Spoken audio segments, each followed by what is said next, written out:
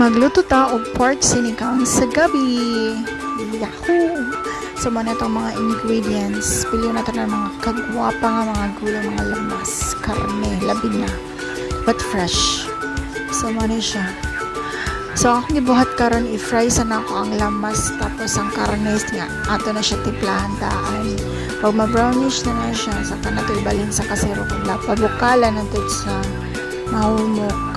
So, paghirap po na siya nga, idiritso na nato na siya, no? Dali na ito magpag-fry pa na. Pero ganahan mo ko, kanang ko. Trip na ko karon ang fry sa siya. So, karon, pabukala na ito siya.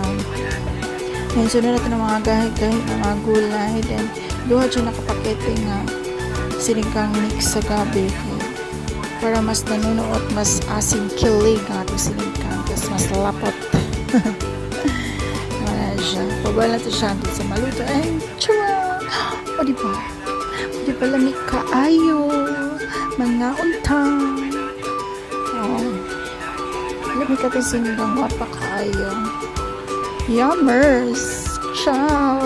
Enjoy!